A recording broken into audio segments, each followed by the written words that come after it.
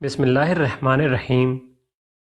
معراج کے موقع پہ دوزخ کا یہ حال دیکھ کر آپ صلی اللہ علیہ وسلم وادی میں پہنچے۔ وہاں آپ نے ایک بہت بدنما آواز سنی۔ آپ نے بدبو بھی محسوس کی۔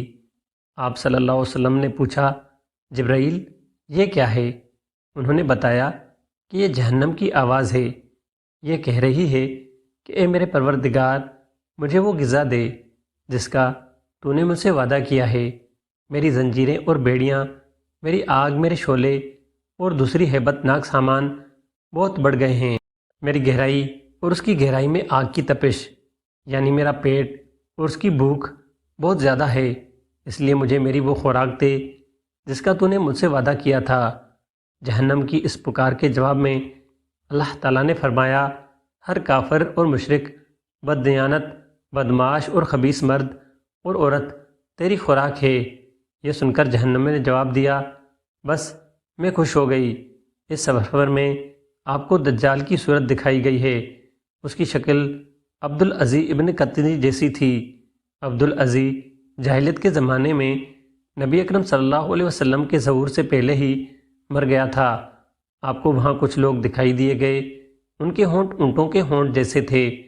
ان کے ہاتھوں میں پتھروں کی طرح بڑے بڑے انگارے تھے، یعنی اتنی بڑے بڑے کہ ایک ایک انگارے سے ان کا ہاتھ بھر گیا تھا۔ وہ لوگ انگاروں کو اپنے منہ میں ڈال لیتے تھے۔ آپ نے یہ منظر دیکھ کر حضرت جبرائیل سے پوچھا، جبرائیل یہ کون لوگ ہیں؟ جواب میں انہوں نے بتایا، یہ وہ لوگ ہیں جو زبردستی اور ظلم سے یتیموں کا مال کھاتے تھے۔ اس کے بعد آپ صلی اللہ علیہ وسلم نے کچھ لوگ دیکھے جن کے سامنے بہترین قسم کا گوشت رکھا ہوا تھا، دوسری طرف سڑا ہوا بدبودار گوشت تھا۔ وہ اچھا گوشت چھوڑ کر بدبودار گوشت کھا رہے تھے۔ آپ صلی اللہ علیہ وسلم نے حضرت جبرائیل علیہ السلام سے پوچھا، یہ کون لوگ ہیں؟ تو انہوں نے بتایا، یہ وہ لوگ ہیں جن کو اللہ تعالیٰ نے پاک دامن بیویاں دی تھی، مگر یہ انہیں چھوڑ کر دوسری عورتوں کے پاس جاتے تھے، اور یہ ایسی عورتیں ہیں جو اپنے خاوند کو چھوڑ کر دوسرے مردوں کے پاس جاتی تھیں۔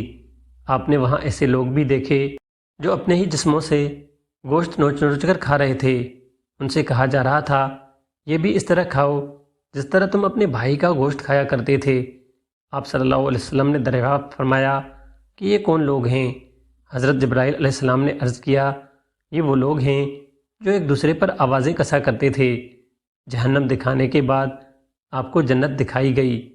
آپ صلی اللہ علیہ وسلم نے وہاں موتیوں کے بنے ہوئے گنبد دیکھے۔ وہاں کی مٹی مشک کی تھی۔ آپ نے جنت میں انار دیکھے، وہ بڑے بڑے ڈولوں جتنے تھے، اور جنت کے پرندے اونٹوں جتنے بڑے تھے۔ ساتوں آسمان کی سیر کے بعد آپ کو سدرۃ المنتہا تک لے جایا گیا۔ یہ بیری کا ایک درخت ہے۔ حضور اکرم صلی اللہ علیہ وسلم نے سدرۃ المنتہا کی جڑ میں ایک چشمہ دیکھا، اس سے دو نہریں پھوٹ رہی تھیں، ایک کا نام کوثر اور دوسری کا نام رحمت۔ آپ نے فرمایا، میں نے اس چشمے میں غسل کیا۔ ایک روایت کے مطابق سدرۃ المنتہا کی جڑ سے جنت کی 4 نہریں نکل رہی ہیں، ان میں سے ایک پانی کی، دوسری دودھ کی، تیسری شہد کی اور چوتھی شراب کی ہے۔ اسی وقت سدرۃ المنتہا کے پاس آپ نے جبرائیل علیہ السلام کو ان کی اصل شکل میں دیکھا، یعنی جس شکل میں اللہ تعالیٰ نے بنایا۔ ان کے 600 پر ہیں، اور ہر پر اتنا بڑا کہ اس سے آسمان کا کنارہ چھپ جائے۔ ان پروں سے رنگا رنگ موتی اور یاقوت اتنی تعداد میں گر رہے تھے کہ ان کا شمار اللہ ہی کو معلوم ہے۔ پھر ایک بدلی نے آپ کو کر گھیر لیا۔ آپ صلی اللہ علیہ وسلم کو اس بدلی کے ذریعے اوپر اٹھا لیا گیا۔ بعض روایت میں ایک سیڑھی کے ذریعے اٹھانے کا ذکر بھی آیا ہے۔ یہاں آپ صلی اللہ علیہ وسلم نے سریر الاقلام یعنی لوح محفوظ پر لکھنے والے کلموں سے سرسراہٹ کی آوازیں سنیں۔ یہ تقدیر کی کلمیں تھی، اور فرشتے ان سے مخلوق کی تقدیریں لکھ رہے تھے۔ اس تفصیل سے معلوم ہوا کہ جبرائیل علیہ السلام سدرۃ المنتہا سے آگے نہیں گئے، اور یہ بھی معلوم ہوا کہ سدرۃ المنتہا 7ویں آسمانوں کے اوپر ہے۔ بعض علماء نے لکھا ہے کہ عرش عظیم کی دائیں طرف ہے۔ ایک روایت میں ہے کہ جبرائیل علیہ السلام آپ صلی اللہ علیہ وآلہ وسلم کو لے کر 7ویں آسمان کے اوپر گئے۔ وہاں یاقوتوں اور موتیوں کے خیمے لگے ہوئے تھے۔ اس نہر میں ایک سبز رنگ کا پرندہ تھا، وہ اس قدر حسین تھا کہ اس جیسا کبھی نہیں دیکھا تھا۔ حضرت جبرائیل نے بتایا کہ یہ نہر کوثر ہے جو اللہ تعالیٰ نے آپ کو عطا فرمائی ہے۔ آپ صلی اللہ علیہ وسلم فرماتے ہیں، میں نے دیکھا اس میں یاقوت اور زمرد کے تھالوں میں رکھے ہوئے سونے اور چاندی کے جام تیر رہے تھے۔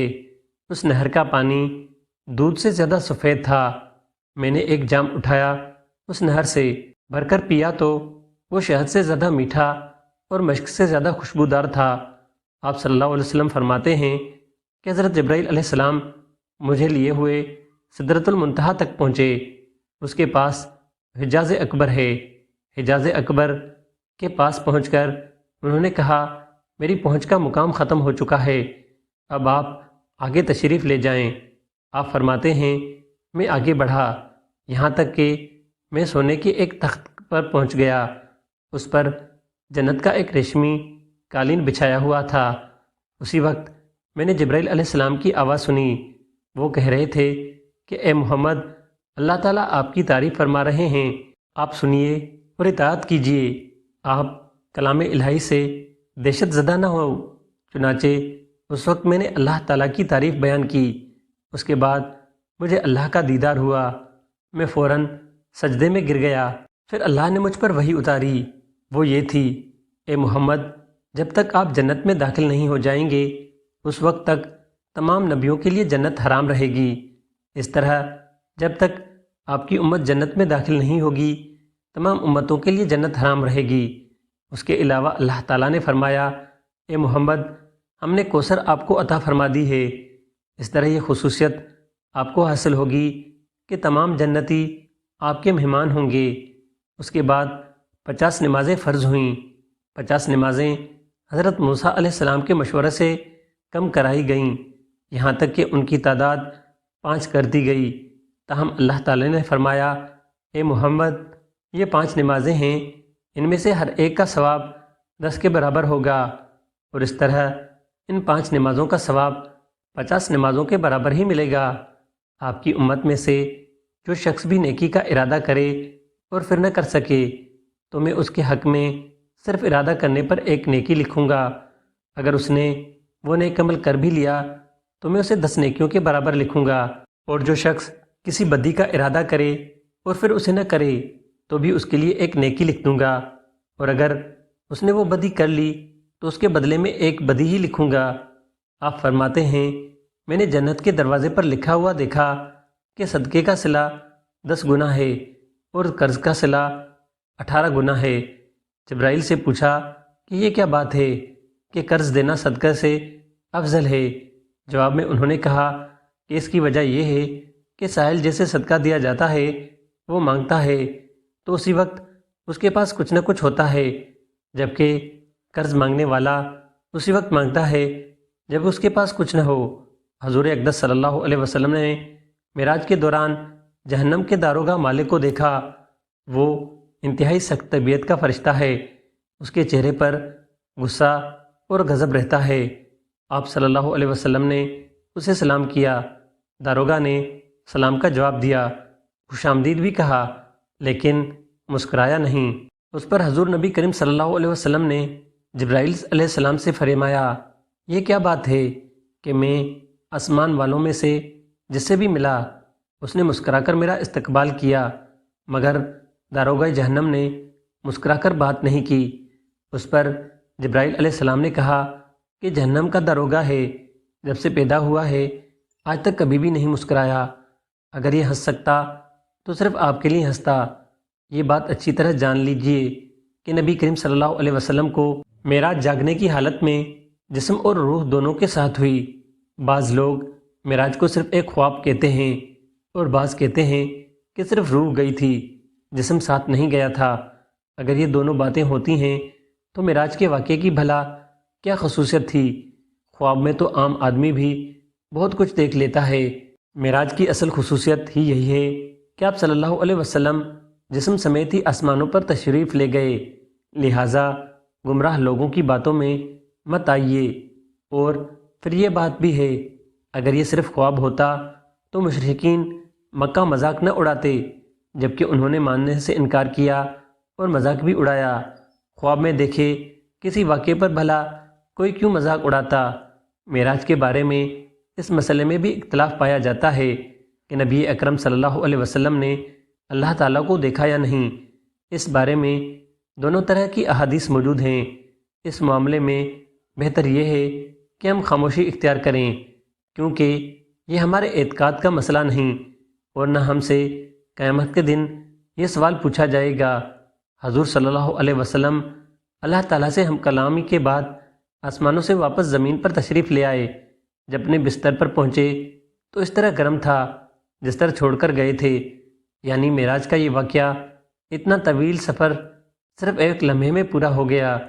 یوں سمجھیے کہ اللہ نے اس دوران کائنات کے وقت کی رفتار کو روک دیا، جس کے باعث یہ معجزہ نہایت تھوڑے وقت میں مکمل ہو گیا۔ معراج کی رات کے بعد جب صبح ہوئی اور سورج ڈھل گئی تو جبرائیل علیہ السلام تشریف لے آئے۔ انہوں نے امامت کر کے حضور صلی اللہ علیہ وسلم کو نماز پڑھائی تاکہ آپ کو نمازوں کے اوقات اور نمازوں کی کیفیت معلوم ہو جائے۔